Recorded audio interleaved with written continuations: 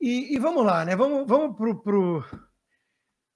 pro isentão mor, para aquele que mais mudou, talvez, né?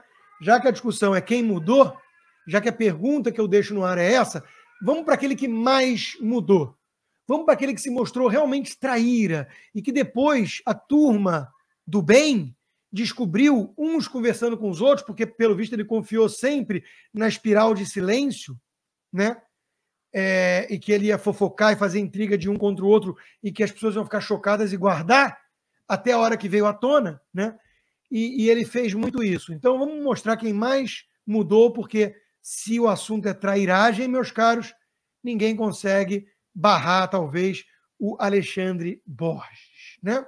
Então, o Alexandre Borges mudou tanto, e ele, eu sei disso porque eu tenho salvo, eu era do grupo, né, dele, junto com os Pessoal Kids, Andreasa e companhia. Ele era um dos que falavam que os bolsonaristas são integralistas, fascistas, e que iam fritar Paulo Guedes. E que os liberais estavam sendo usados que nem chiclete, iam ser cuspidos fora depois. Ele era um dos que falava isso.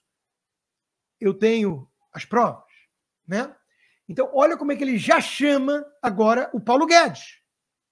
Paulo Pinochet, em alusão ao trabalho da escola de Chicago, chamados de Chicago Boys, os liberais da escola de Chicago, que foram fazer um excelente trabalho de reformas, de privatizações no Chile do Pinochet. Sim, era um regime ditatorial político, sem dúvida. Havia muitas nuances. Primeiro, dos 3.000 e pouquinhos mortos que o Chile teve, né, a imensa maioria se concentrou no comecinho. Por quê? Porque era uma guerra civil promovida pela turma do Allende, que era treinada e financiada pelo Ouro de Moscou e por Cuba. Ok? E que ele começou a ignorar a Constituição do país, rasgá-la, promover grupos radicais que faziam invasão à propriedade, tudo isso, né, e quebrar a hierarquia militar. E a Constituição no Chile tinha peso, tinha trajetória, tradição, né? E aí houve ali uma tomada de poder dos militares e nunca houve culto à personalidade. O Pinochet nunca promoveu isso típico de regime comunista, né? Culto à personalidade. E depois de mais de 2 décadas entregou o poder. Entregou. Ah, o Pinochet era bonzinho? Não. Ah, você está defendendo o regime Pinochet? Não. Quem ouve o que eu estou dizendo, escuta o que eu estou dizendo. A galera da patotinha, os infiltrados dos canceladores, a turminha dos anõezinhos dorminhocos e dos desmentindo o Bozo, né, podem pescar um trechinho de 5 segundos e falar: Constantino sai em defesa de Pinochet. Né? Porque é isso que vocês fazem, que são canalhas. São canalhas.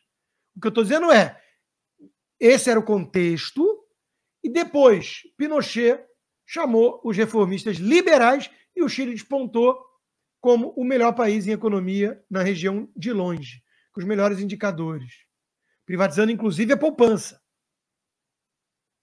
e que deu robustez de poupança, de investimento, para lastrear os investimentos produtivos no Chile. Ah, tem defeito? Claro que tem defeito, mas virou estudo de caso em Harvard e companhia.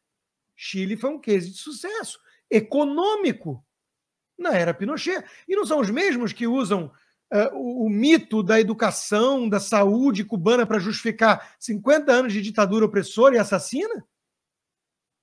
Eu falei de 3.000 mortos no Chile, quase tudo no começo, né? Pois é, a Cuba matou mais de 20.000. E a imensa maioria no paredão, incluindo mulher grávida, tudo isso. E eles tentam passar pano para esse regime, sob a justificativa falsa das conquistas na saúde e na educação. Então, tudo que a gente está fazendo o Chile foi um case de sucesso econômico. Quem fez isso? Os liberais de Chicago. Olha como é que o Alexandre Borges trata os liberais de Chicago e, inclusive, o nosso ministro Paulo Guedes. Quem mudou? Eu ou essa turminha patética?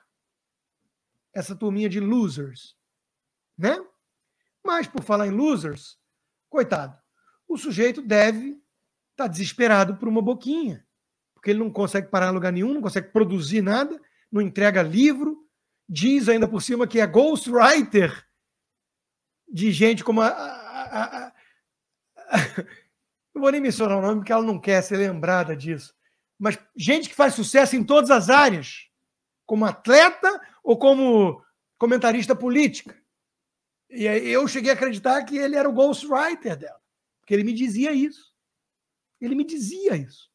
Ninguém me contou, né? Deve estar em busca de um carguinho. Então, eu, como sou uma pessoa que não guardo mágoas, né, não guardo rancor, nem a traidores, a gente que se mostra mau caráter, né? Eu vou dar uma colaborada. Alô, turma da Patota, alô, Verinha, TV Dória, Band China. O cara tá desesperado, olha só, tendo que bajular a Rede Bandeirantes, tendo que fazer postagem de que a Rede Bandeirantes tem direito de resposta porque foi acusada de ser comprada pelos chineses. Que papelão, Borges. Só uma correção aqui.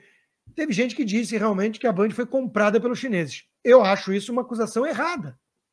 A Band fechou uma parceria lucrativa com a televisão estatal chinesa. Isso é um fato.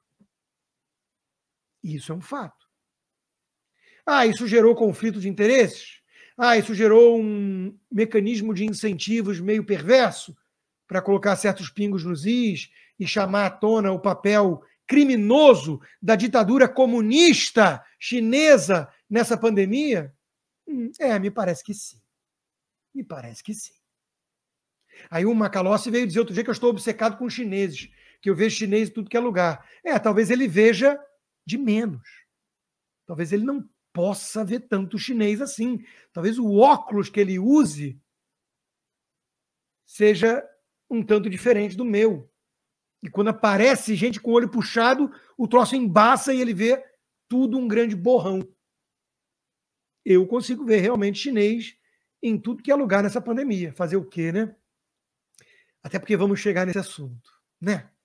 Que não está sendo tratado com esmero e atenção pela Rede Bandeirantes, né? Vale notar.